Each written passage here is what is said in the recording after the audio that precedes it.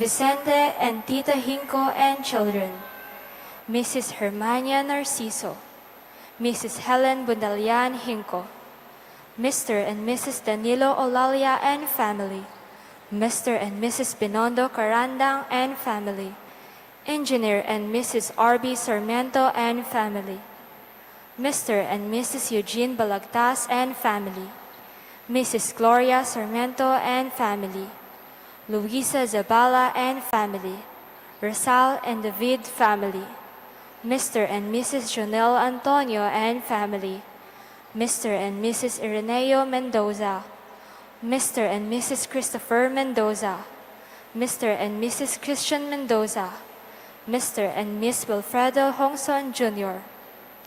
For the special intentions of Rose Laksamana on her birthday, April Pacheco, exam passer, Justin, Patricia, Antoinette, and Luiso Hinco and Therese Salo, Maria Cirilla Therese Evaristo, Ryan Alden Season for visa approval, Angelita Castro and family, Gino Claude Mendoza. For the complete healing of Micaela Quiros and George Tayag, Sam Richard Quiros, Shane Quiros, Lance Angel Divina Gracia. For the eternal repose of the souls of Leia Abelenida, Antonio Henry Veronica Dominga Remedio Siraco, Felipe Erlinda and Atanasia. Fausta Magtoto, Reynaldo G. Flores, Gabriel and Fe Olalia, Jesus Balagtas, Abraham Sarmiento, Amada and Maria Colado, Sabilata David, Antonio Pelaya Enrique Tapnio, Paulina Liberato and Jerry, Norberto and Gracia Dolores Abdias, Adolfo Magtoto, Enrico Magtoto, Bernabe Mercadvo Sr., Ireneo Mendoza, and all souls in purgatory, souls of the unbaptized and unborn children.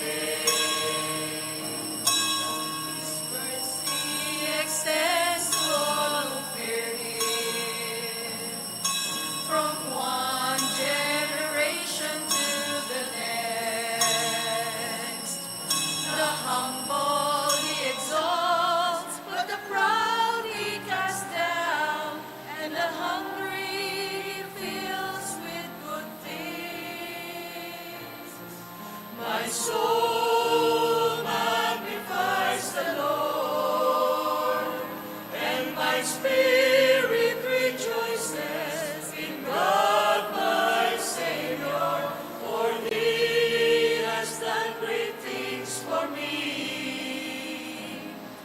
And holy is His name, for He has looked with favor on His servant,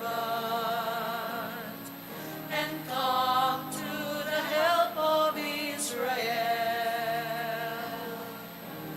He will not forget the promise of His mercy, the promise He made to us all.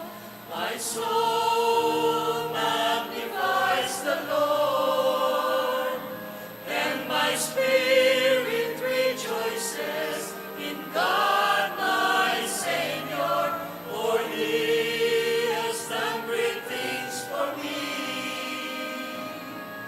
And holy is His name. The Lord has a plan for all His people, a plan to bring peace to everyone. Our God will be there in the trial and the wonder, the joy of life He will bring.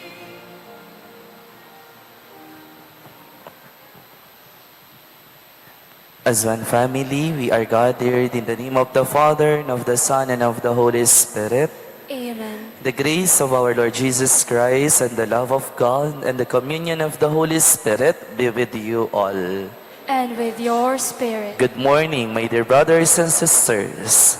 Good morning, Father. Today we celebrate this devotion to the Blessed Virgin Mary, Our Lady of Lourdes. Let us acknowledge then our sins and so prepare ourselves to celebrate the sacred mysteries.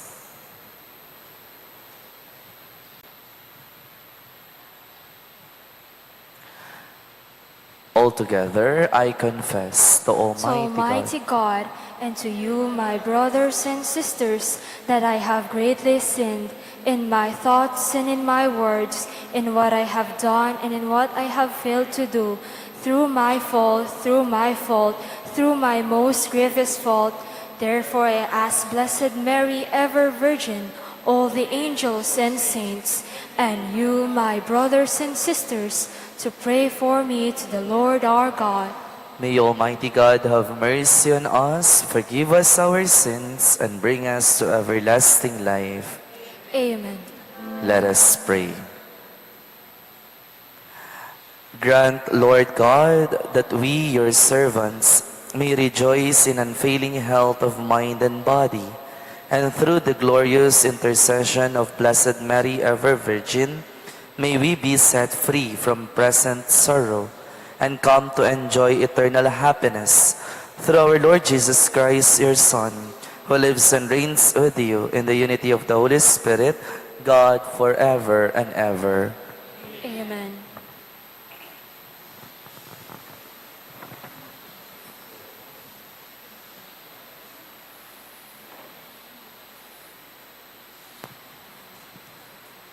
A reading from the second letter of Paul to Timothy. In the presence of God and of Jesus Christ, who is coming to judge the living and the dead, and by his appearing in his kingly power, I charge you to preach the word, to stay with this task, whether convenient or inconvenient, correcting, reproving, appealing, constantly teaching, and never losing patience. For the time will come when people will not tolerate sound doctrine, but following their own desires, will surround themselves with teachers who tickle their ears. They will stop listening to the truth and will wander off to fables. And for you, be steady and self-possessed. Put up with hardship. Perform your work as an evangelist. Fulfill your ministry. For my part, I am already being poured out like a Liberian. The time of my dissolution is near. I have fought the good fight. I have finished the race. I have kept the faith. From now on, a merited crown awaits me. On the day the Lord, just judge that He is, will award it to me. And not only to me, but to all who have looked for His appearing with eager longing. This is the word of the Lord. Thanks be to God.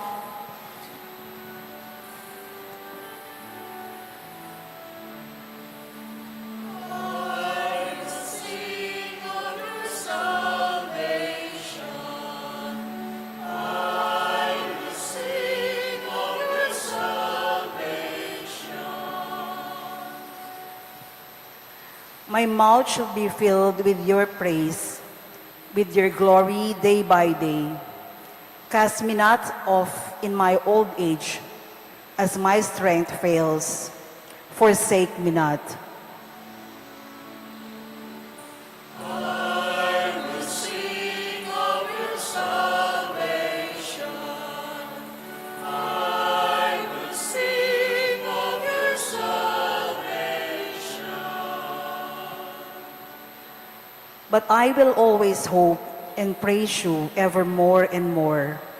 My mouth shall declare your justice, day by day, your salvation. I will sing of your salvation. I will sing of your salvation. I will treat of the mighty works of the Lord. O God, I will tell of your singular justice. O God, you have taught me from my youth, and till the present I proclaim your wondrous deeds.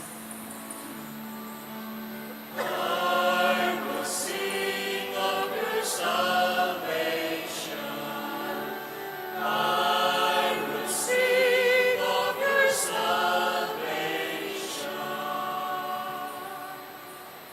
So will I give you thanks with music on the lyre for your faithfulness, O my God. I will sing your praises with the harp, O Holy One of Israel. I will sing of your salvation. I will sing of your salvation.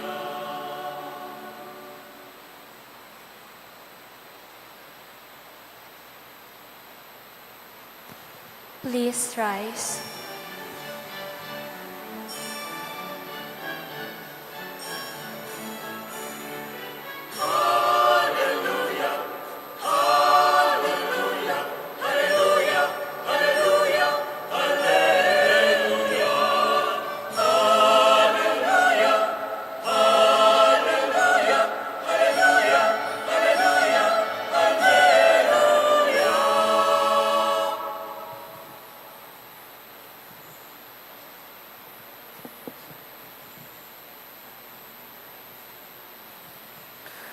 The Lord be with you. And with your spirit. A reading from the Holy Gospel according to Mark. Glory to you, O Lord.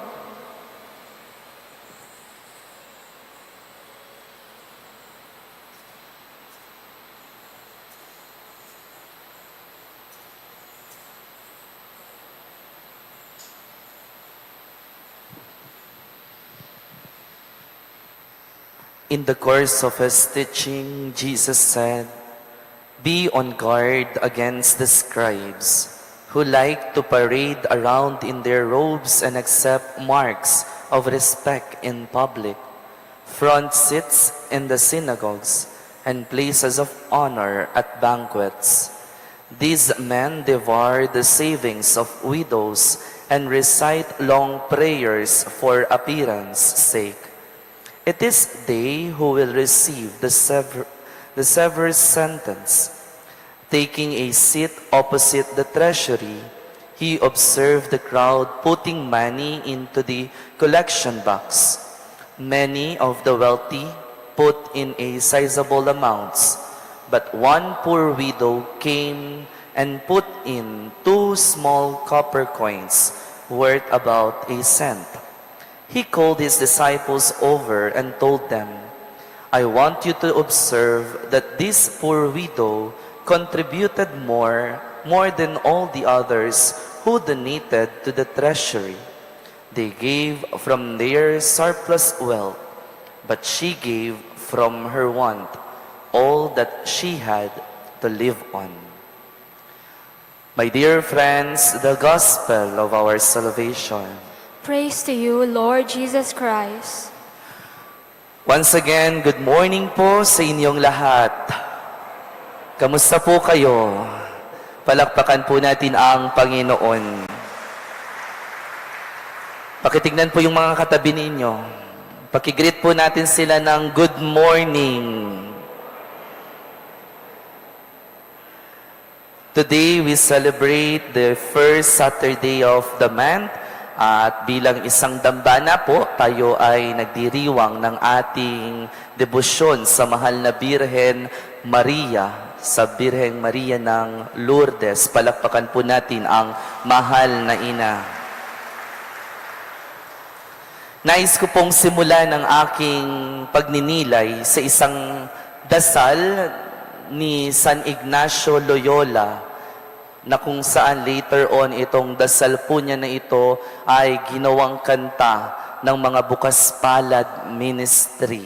No po. Yung pong prayer for generosity of Saint Ignatius of Loyola. Sabi po ng kanta, "Dearest Lord, teach me to be generous. Teach me to serve you as I should, to give and not to count the cost, to fight and not to heed the wounds, to toil and not to seek for rest, to labor and as not for reward, save that of knowing that I do your most holy will." Yun po yung kanta. Wala po kayong mga kamay. Hindi po, biro lang.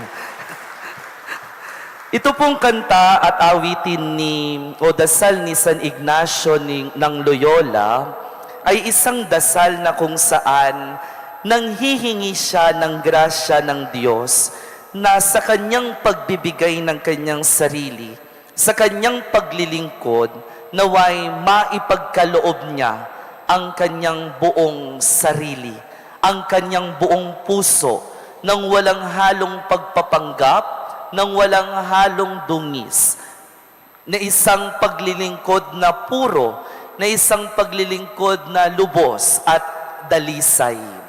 Sa atin pong ebanghelyong binasa ngayong araw na ito po ang ninanais na bigyang diin din ng ating Panginoong Hesus sa kanyang mga alagad.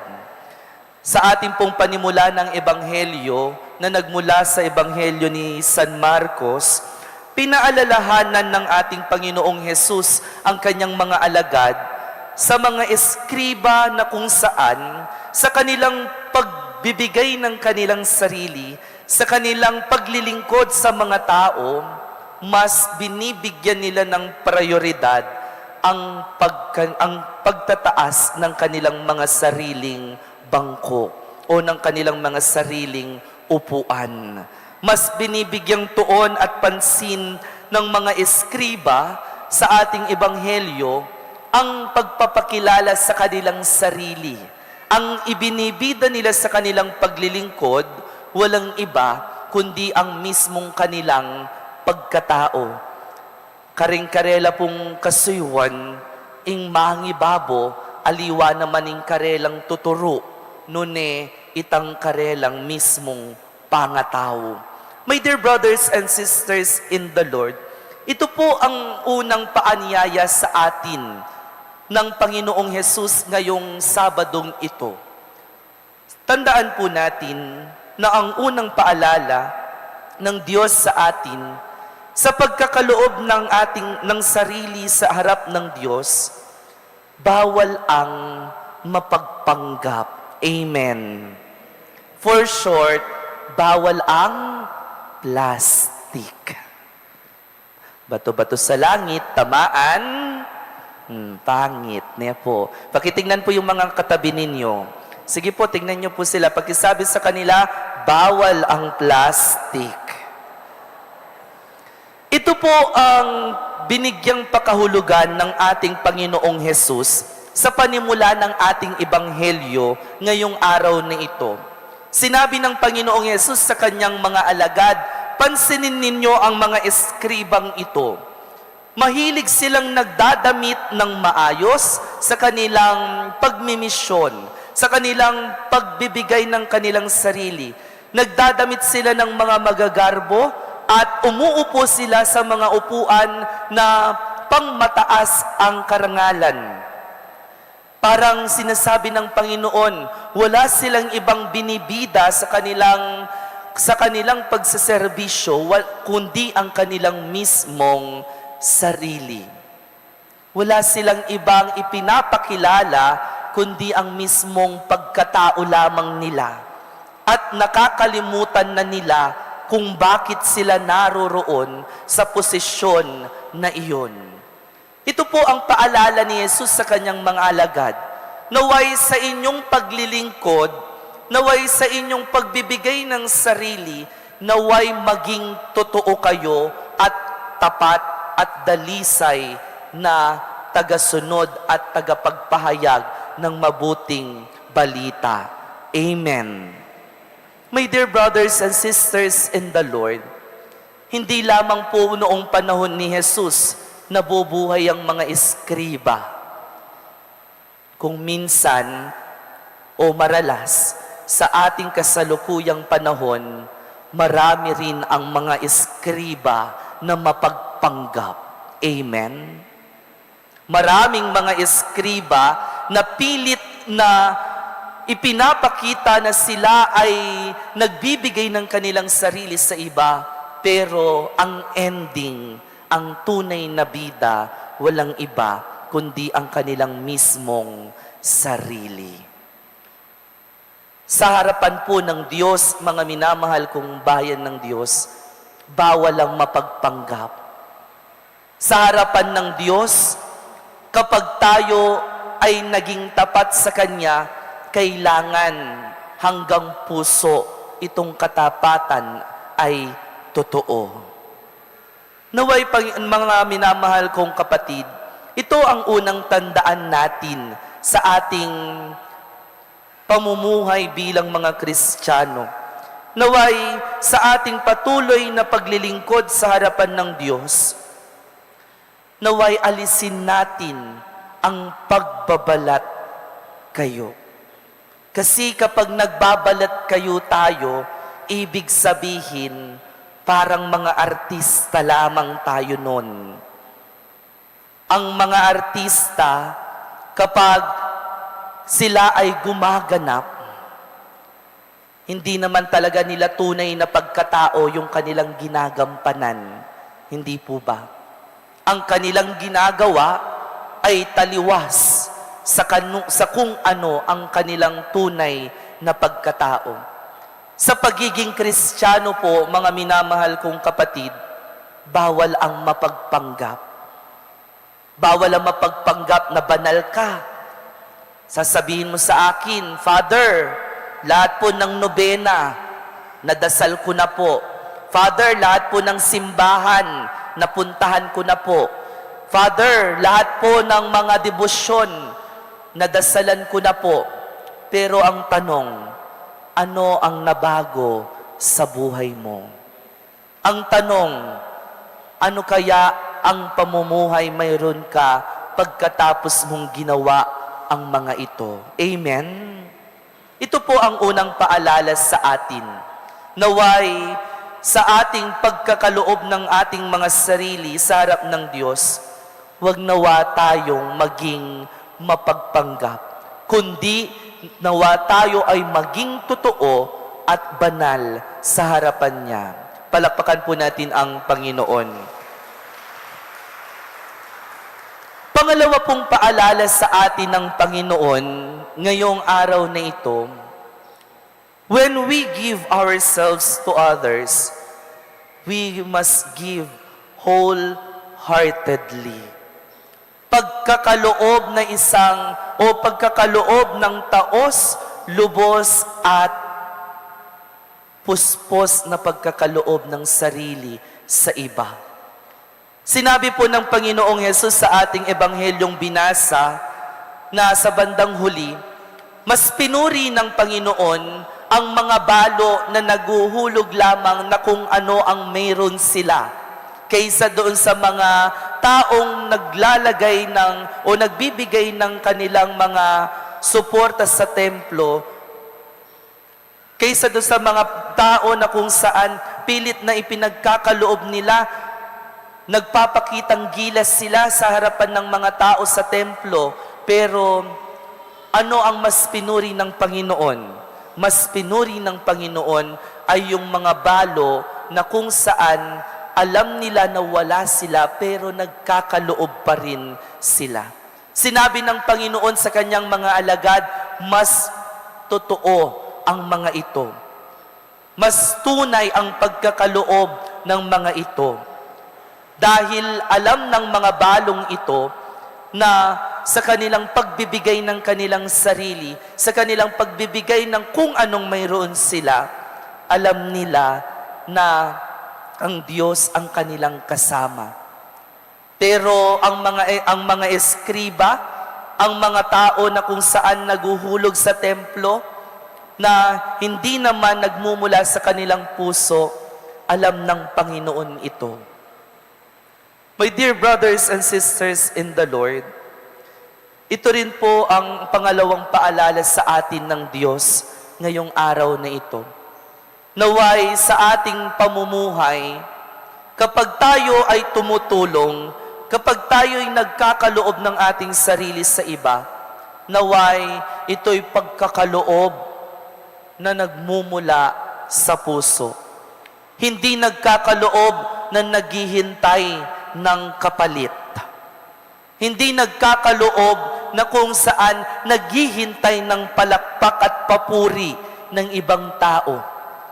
Kapag tayo'y nagkaloob, kapag tayo'y nagbigay, isang uring pagbibigay na nagmumula at nakaugat sa ating mga puso.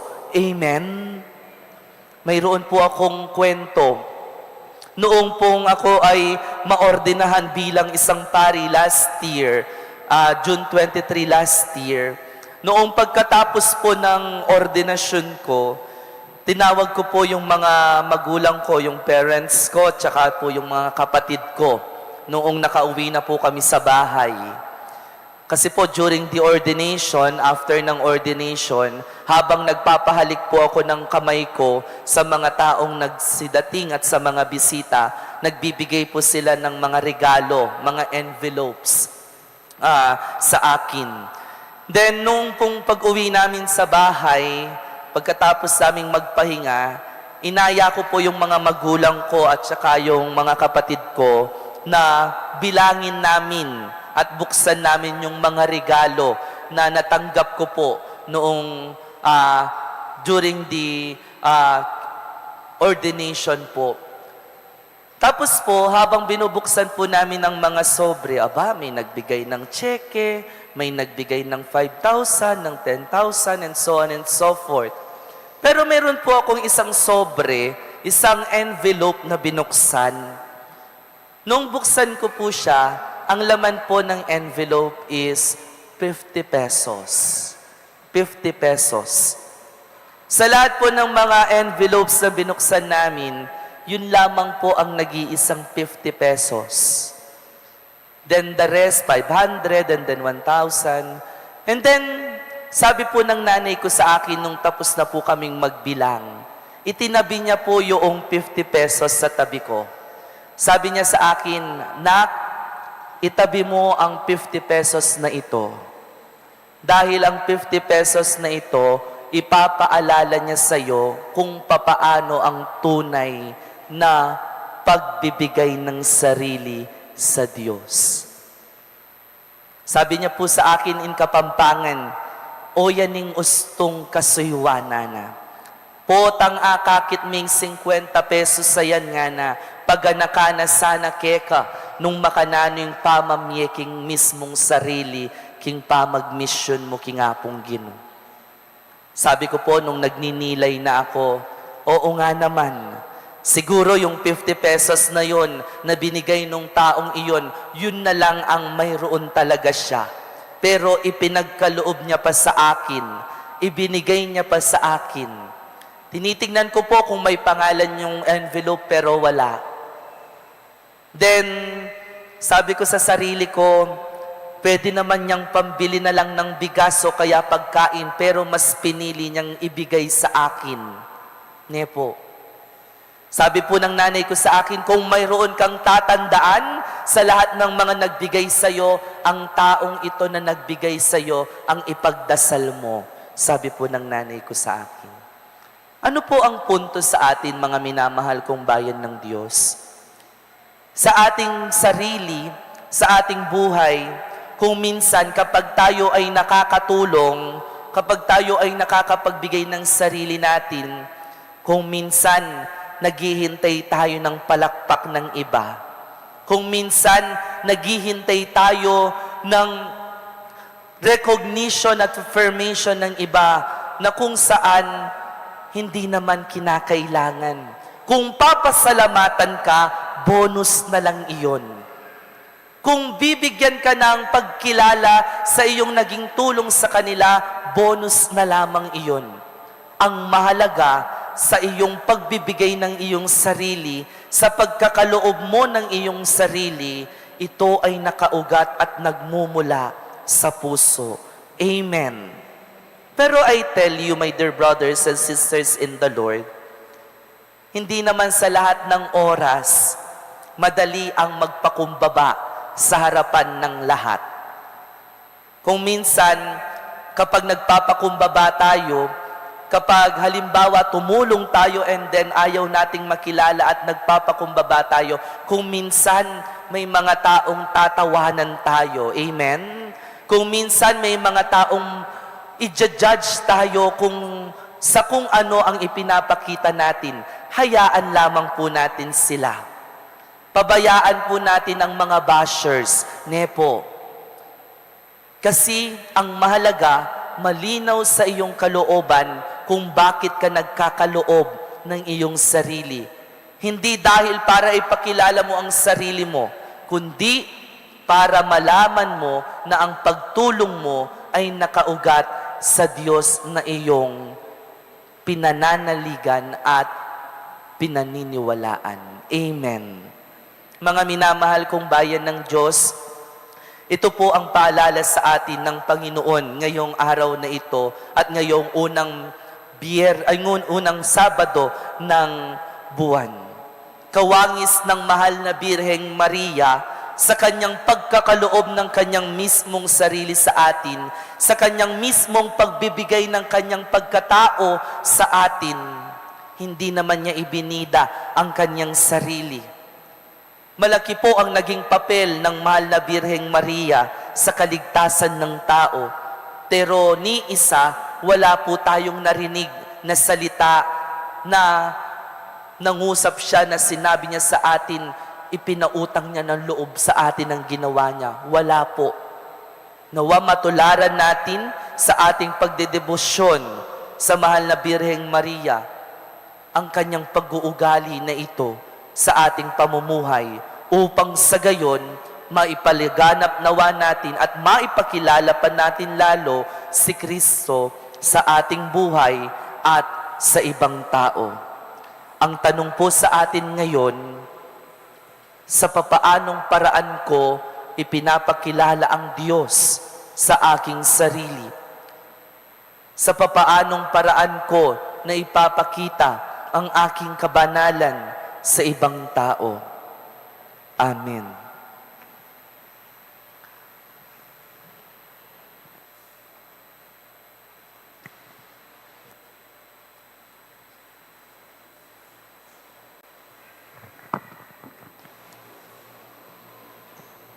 Dear brothers and sisters, gathered as one to celebrate the good things we have received from our God, let us ask Him to prompt in us prayers that are worthy of His hearing. In every petition we shall respond, Lord, hear our prayer. Lord, hear our prayer. For Leo XIV, our Pope, and Florentino, our Archbishop, and all the clergy with the people entrusted to their charge, let us pray to the Lord. For those who hold public office and those who assist them in promoting the common good, let us pray to the Lord. For those who travel by sea, land, or air, for captives and all held in prison, let us pray to the Lord. Lord, hear our prayer. For all of us gathered in this sacred place by faith and devotion, and by love and reverence for God, let us pray to the Lord. Lord, hear our prayer.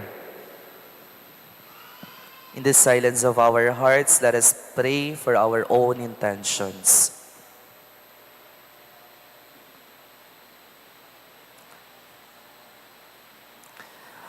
May the petitions of your church be pleasing in your sight, O Lord, so that we may receive from your mercy what we cannot ask out of confidence in our own merits, through Christ our Lord.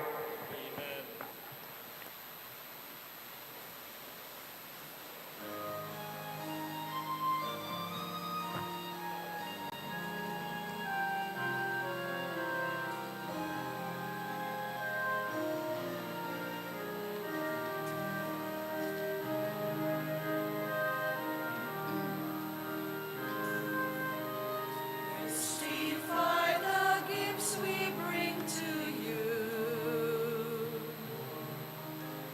Bounty of the earth receive anew.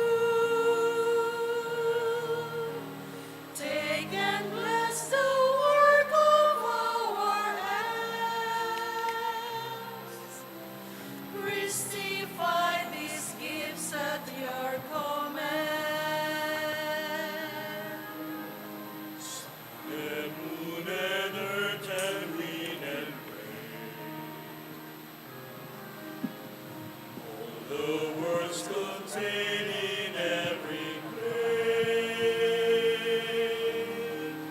all the toil and griefs of humankind, all we are weeping as bread and wine. Turn the bread and wine our hearts in Lord. To the living presence of the Lord. Blessed and broken, shared with all in thee. On the hunger, sacred bread will feed.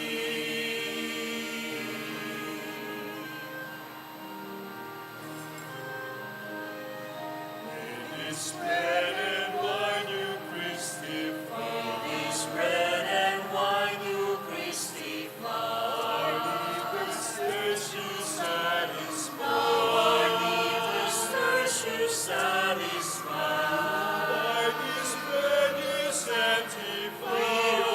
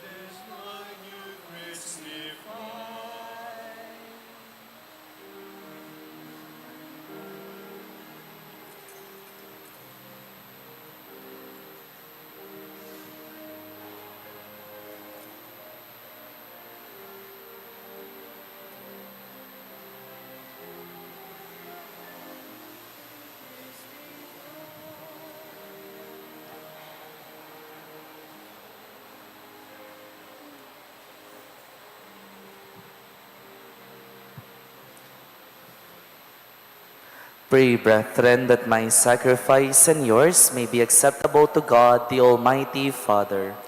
May the Lord accept the sacrifice at your hands for the praise and glory of his name, for our good and the good of all his holy church. Receive, O Lord, we ask the prayers of your people with the sacrificial offerings, that through the intercession of Blessed Mary, the Mother of your Son, no petition may go unanswered, no request be made in vain, through Christ our Lord. Amen. The Lord be with you. And with your spirit, Lift up your hearts. we lift them up to the Let Lord. us give thanks to the Lord our God. It is right and just. It is truly right and just, our duty and our salvation, to praise your mighty deeds in the exaltation of all the saints, and especially as we celebrate the memory of the Blessed Virgin Mary, to proclaim your kindness as we echo her thankful hymn of praise. For truly, even to earth's ends, you have done great things, and extended your abundant mercy from age to age. When you looked on the lowliness of your handmaid, you gave us through her the author of our salvation, your Son, Jesus Christ our Lord. Through him, the host of angels adores your majesty and rejoices in your presence forever. May our voices, we pray, join with theirs in one chorus of exultant praise as we acclaim.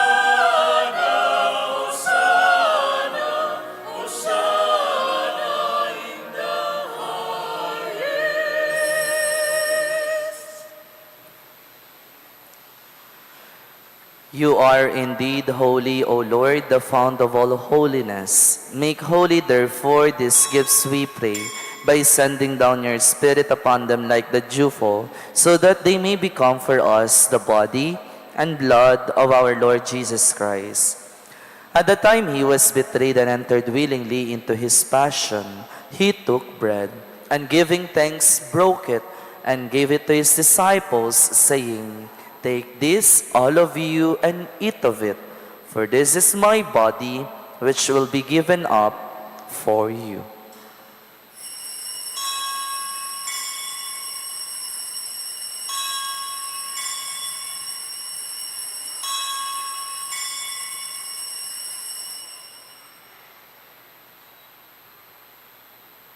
In a similar way, when supper was ended, he took the chalice, and once more giving thanks, he gave it to his disciples, saying, "Take this, all of you, and drink from it.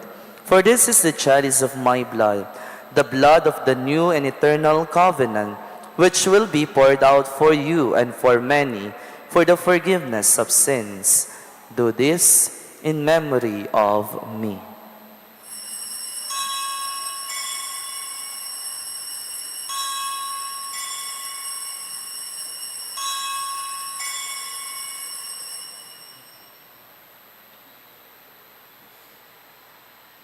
Great is the mystery of faith.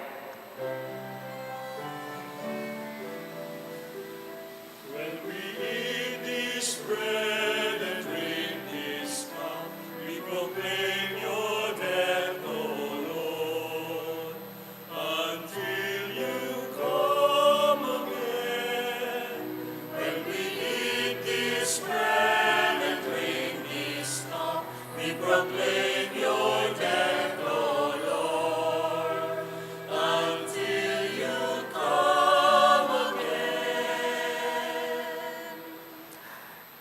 Therefore, as we celebrate the memorial of his death and resurrection, we offer you, Lord, the bread of life and the chalice of salvation, giving thanks that you have held us worthy to be in your presence and minister to you.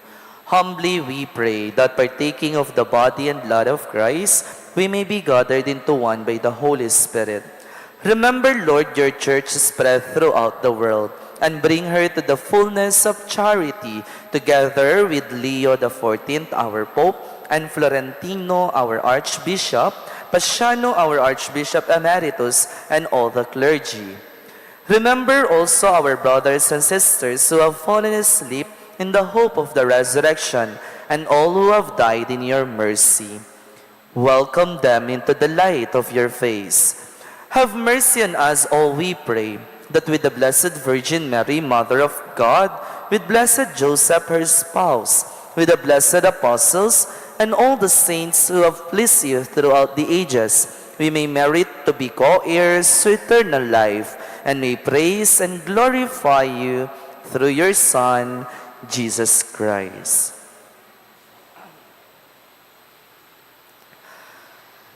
Through him, with him, and in him, O God, Almighty Father, in the unity of the Holy Spirit, all glory and honor is yours forever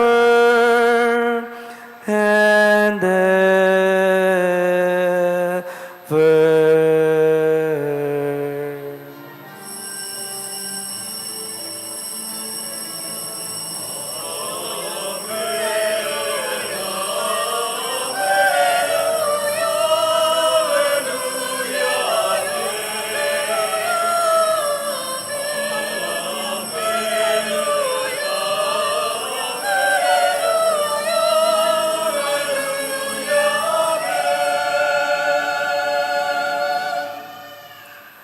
At the Savior's command, and formed by divine teaching, we dare to pray.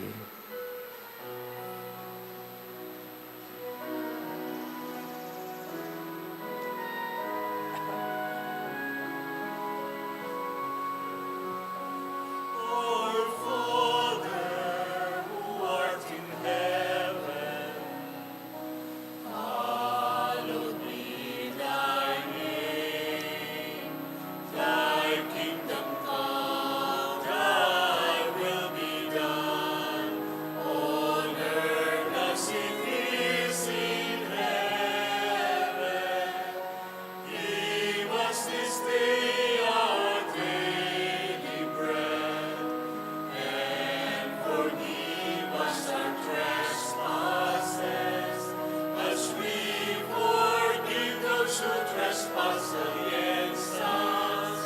And lead us not into temptation, but deliver us from evil.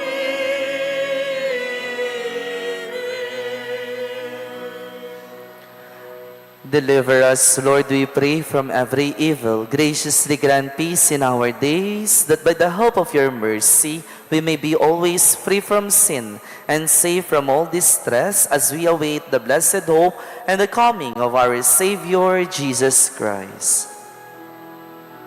For the kingdom, the power, and the glory are yours, now and forever.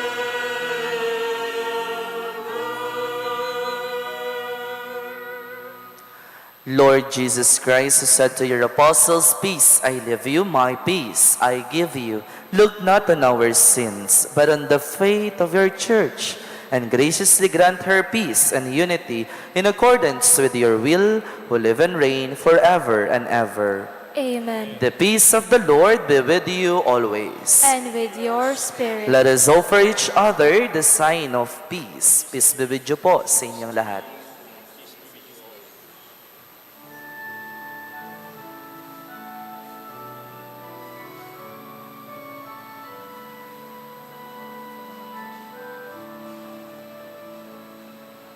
Let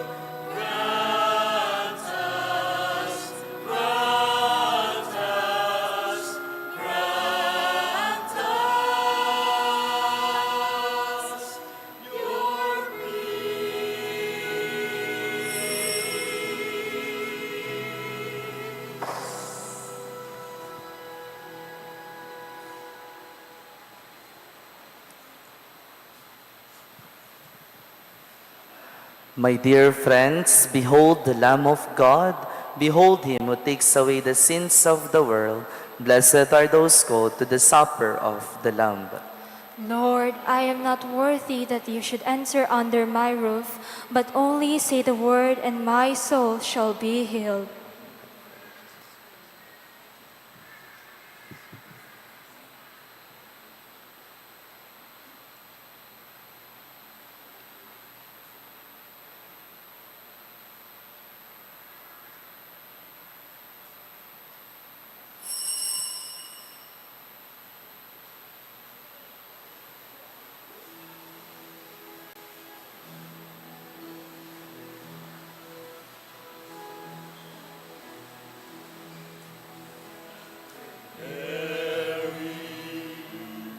Full of grace, the Lord is with you. Blessed are you among women, and blessed is the fruit of your womb, Jesus.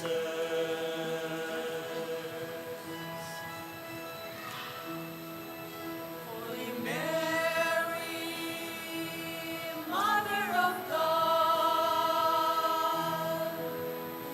pray for us sinners now and at the hour of our death. Amen.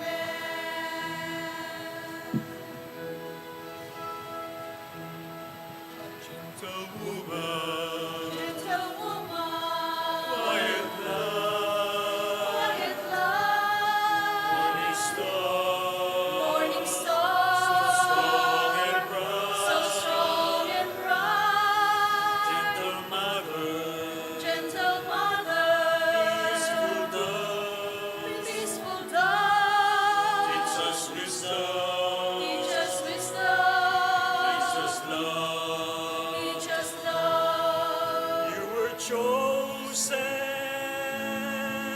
by the Father. You were chosen for the Son. You were chosen from all women, and for woman, shining one,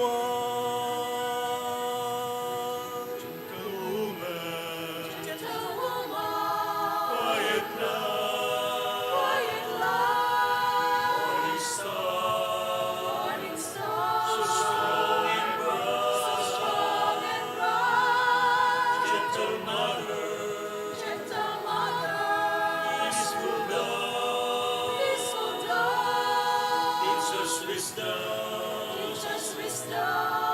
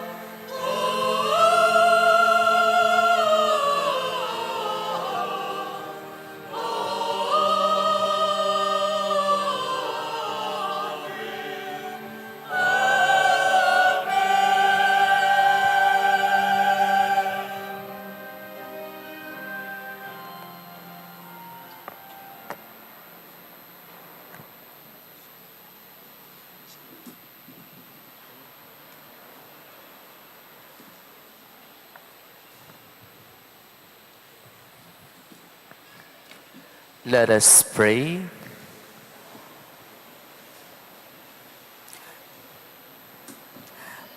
As we receive this heavenly sacrament, we beseech you, O Lord, your mercy, that we who rejoice in commemorating the Blessed Virgin Mary may, by imitating her, serve worthily the mystery of our redemption through Christ our Lord.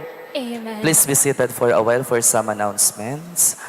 So, unang-una po, pagkatapos po ng ating banal na misa, yung mga nagnanais pong magpapahid ng langis sa kanilang mga noo, maglinya lamang po tayo ng dalawa dito sa ating gitna. Ne po, sa may gitna po, magpapahid po ako ng langis mamaya pagkatapos ng banal na misa, gumawa na lamang po tayo ng dalawang linya sa gitna. Pangalawa po, may mga pagbabago po sa ating mga schedules dito sa ating dambana. So please be guided na lamang po sa ating official Facebook page sa Archdiocesan Shrine of Our Lady of Lourdes, Cabetican, Bacolor. Po. So yung mga hapon po na mga misa natin from Monday to Sunday ay 5:30 p.m. na po lahat. Po. Wala na pong 6 p.m. Lahat 5:30 p.m. na po lahat. Po. Kapag po first Saturday of the month, katulad nitong araw na ito, mayroon po tayong tatlong misa, 6:30 a.m., 9 a.m., and then yung 5:30 mamayang hapon. Po, dun po sa pagitan ng 6:30 at 9 a.m., meron po tayong 8 a.m. na holy hour. Po, with confession. Yung mga nagnanais mangumpisal every first Saturday, available po ang Sacrament of Confession. At ganun din po, nais po naming ipaalam sa inyo sa mga nagnanais maging bukas ang kanilang mga puso at para sa tulong pinansyal sa aming proyekto dito sa ating dambana. Kasalukuyan po kami po ay naglilikom ng pondo para sa pagpapalagay ng ating mga CCTV cameras dito sa ating dambana. Ang estimated cost po ng ating CCTV ay nasa 250,000 pesos. Po, kasi po wala po kaming security dito sa ating vicinity. Noong po ako'y dumating dito last month, hindi po gumagana yung mga nakalagay na CCTV, kaya nga po magpapalagay po tayo ng CCTV cameras sa buong dambana po natin. Kasi po last Saturday, nanakawan po ang ating shrine. May mga batang nahuli na kumukuha sa mga donation boxes natin dito sa shrine. Po.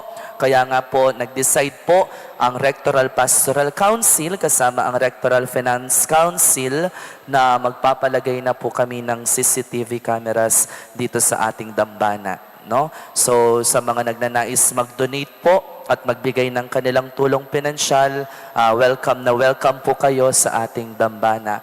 Makipag-ugnayan na lamang po tayo sa ating opisina para sa inyong mga donasyon. At gayon din po, maraming salamat po sa inyong pagdalo ngayong araw na ito, sa inyong pagdideboto sa mahal na Birhen ng Lourdes. Po. At sana sa mga susunod pang mga buwan at araw, makasama pa po namin kayo dito sa ating dambana. Yun lamang po, maraming salamat po sa inyong lahat. Please all rise.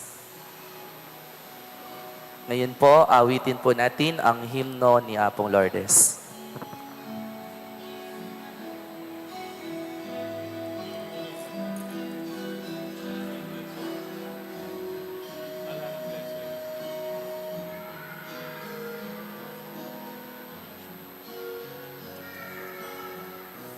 Ang aking kailangan, mulining kalipitan.